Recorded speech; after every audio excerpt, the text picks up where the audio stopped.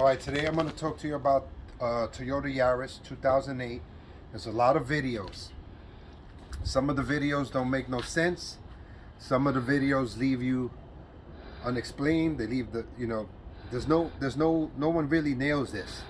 Apparently, there's a little problem with this Yaris that is super hard to figure out. I got this from another video because I had to put like 3 videos together to get to this conclusion. So, this is a 2008 Toyota Yaris.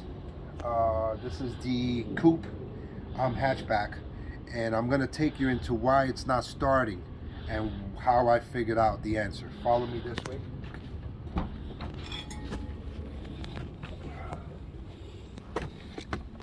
Okay. So here's the deal. We started with fuel because you pull the fuel line and from the front, and you crank and it's not shooting no fuel. Obviously, that's a fuel problem. You don't have to search nowhere else.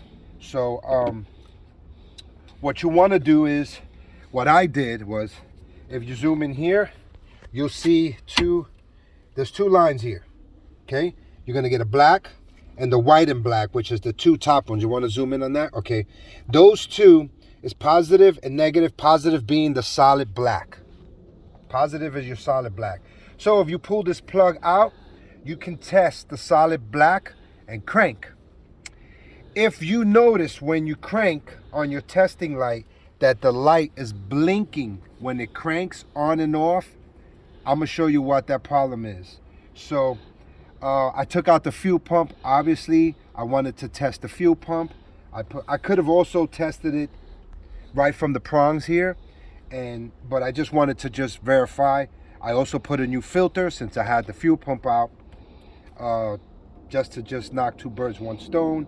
And also those filters they don't sell by itself. You have to, because I had an expensive fuel pump in here, which I put in not too long ago.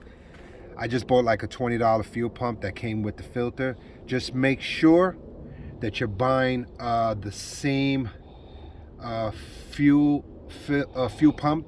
So, because there's almost 2 pumps identical, but that filter will not fit. I went through that issue. So I'll try to put it up in the description if you guys need it to that point.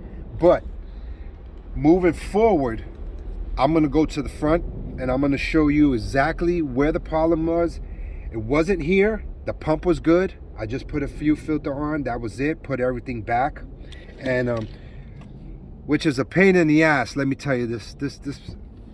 I wish I would have recorded that, but I just want to show you. If you guys are going to tackle a fuel pump, buy yourself this tool. This particular tool right here. This particular tool right here is a lifesaver. It took out this fuel pump seal. 2 minutes. I was here 5 minutes. I tried to do this the first time without this, and I must have spent like a half an hour, 40 minutes banging on this plastic loop, which you might break. This saves you so much time and headache. It was like 20 something bucks maybe. Amazon, just look it up. Toyota Yaris fuel pump tool, and it's metal. Keep this in your toolbox. You may not use it often, but I tell you, it fits several other models and other cars. I'm not sure exactly which ones. Just keep it in handy. It was the best money I spent. Let me show you in the front what's going on. Oh wait, let me bring you back. So before I take you to the front, I'm going to show you guys something. I had to test this relay. This relay is in the fuel box. I'm going to show you guys where it's at. But first, I want to show you how I tested this. So what I did was a regular tester. I just put it on ohms, which is right here. And I'm going to show you the number that is going to come up. I'm just going to give it a quick test. If you could just show them on the camera. This is the number that's going to come up. Can you show them that number that's right there? Can you see that? Yes. 3017, 3016. Okay, so it's usually, you got that? You got him. Okay, perfect. So it's usually going to be, and also you want to test these two pointy prongs in the center. Those two, you want to test those two. Not the big ones on the outer, but the two little ones in the center. You'll probably, I took the fuses out. With the fuses in, you'll probably get like 29 point something. So with the fuses out, it's reaching 30. So here's the deal. I'm going to take you to where this goes, and then I'm going to show you what the problem was. All right, go that way.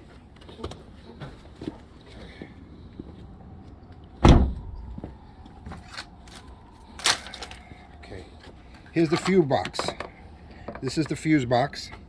Take this cover off. This relay will be right here. If you see it, right here. This is the relay right here. This is the old one. The new one is in there. You just pop it out and you unplug. This is the old one. That's the new one. You see the fuses are in it here. Okay, just so you know, if you test the old one, it's going to give you the same numbers, the same ohms, 29 point something with the fuses in it. That was the catch. When these go bad, your ignition is on here. This is it. It's number 20, the yellow one, which is right here. This fuse is going to be good, number 20. It's not going to be blown out. And when you test the relay, it's going to show the same numbers that the new relay showed me. But ironically, it's still ruined inside. Maybe it's not sending a certain continuity. I don't know the whole science in this box. But I just went to Toyota. You can see these, you can find these on eBay. You can order these aftermarket, you know, replicas from Japan or Taiwan. I saw them on there for like 80 something bucks. I paid $143 from Toyota with a mechanic's discount, and it was probably like 180 without it. Do the discount percentage math on your end. But I wanted to just make sure. The car has 140,000 miles, and I figure if this was on there for 140,000 miles, why not change it anyway? I'll just get that out the way, and then I can move on to the next phase. There isn't much to this fuel system. It's just either this, your ignition, where you can test your fuse box, and that one's a little more complicated. But I strongly suggest you check this point and that point, because the point by the steering under that column, that fuse box, that's a low voltage relay. And when I spoke to the mechanics at Toyota, they said that almost 99.9% of the time that relay won't go bad because it holds such a low voltage. This will be your problem. Once I plug this in, the new one in, and I put the fuel pump back in, obviously I had to crank it a bit to get the fuel back in through the filter and stuff, and the car turned right on. So don't be fooled when you test these, because it'll mess you up mentally. It'll show you the same numbers when you test this that I showed you, and makes you think it's nothing wrong with this.